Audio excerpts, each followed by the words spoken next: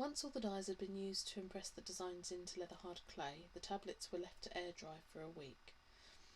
Once dried out significantly enough, they were placed into a preheated and pre-dried pit with a small fire lit in the centre of it, and the tablets were placed far enough away from the fire to prevent rapid heating of the tablets, but allow them to dry out a bit further in the heat, ready for firing.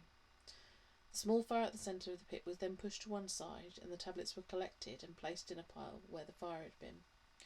The remains of the small fire was then spread around the internal perimeter of the pit. We then placed large sticks across the diameter of it, forming a surface for the fire to be built on, and then a large fire was created on top of this and lit from the top, allowing the fire to burn down and the hot debris to fall on top of the tablets to, again, reduce the risks of damage caused by rapid heating. The fire died down and the tablets were surrounded by this hot debris.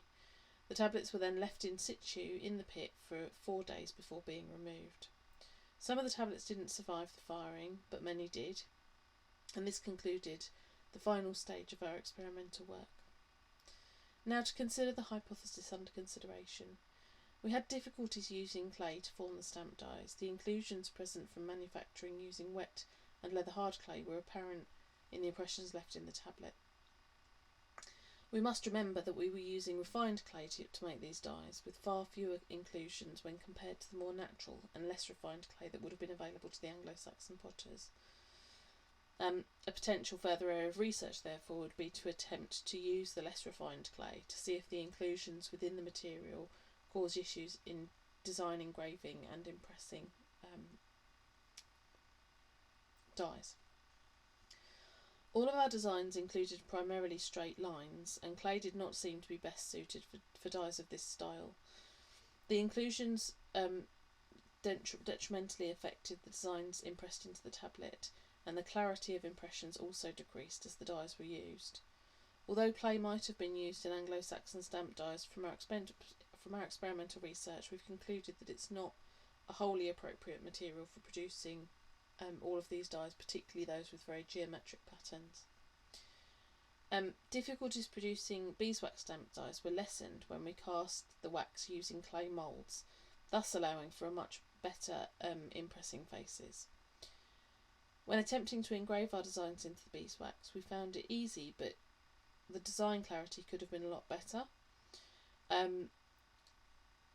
There was also issues when we actually got to the stamping process with the beeswax, where elements of the design were lost as the stamp die lost detail, and as the dies pulled at the clay as they were removed, which deformed the impression that they were leaving in the clay, and could have had an impact on vessel shape if we were actually stamping on a formed vessel, like a vase or something. Beeswax proved to be appropriate for carving designs into, but less so for stamping into the clay. And so, again, further research could be done looking at more complex designs in beeswax, different forms of beeswax, perhaps using more natural beeswax and melting that down rather than the pellets, and seeing if that would have an impact, and trying it on an actual formed vessel to see again if that changed the way that it behaved during stamping.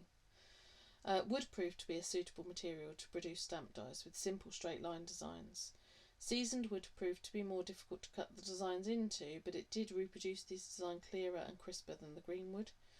It must be said that it would be far more difficult to engrave more complex designs into, especially those with curved features.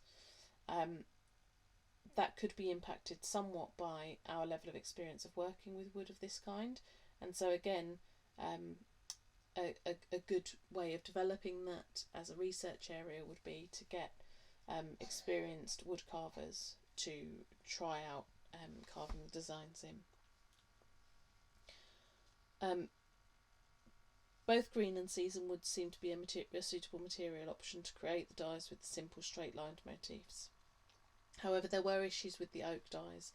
During the stamping process, the oak would leave small pieces of wood in the clay tablets, and as the designs began to fragment, they were unable to create uniform impressions in the clay. Finally, resin. Resin we found to be a very difficult material to work with. It was very crumbly and flaky. This again could be something to do with our level of experience and understanding of the material that we were working with. But we did try multiple ways of adjusting this to see if there was a way to make it a more usable material. Further research could be done looking into different way, like mixing compositions of resin. So mixing resin with wax, for example, might work better. And so there could still be ways that it could work, but from the experimental process that we followed, it didn't seem to be terribly suitable as a material for stamp die making.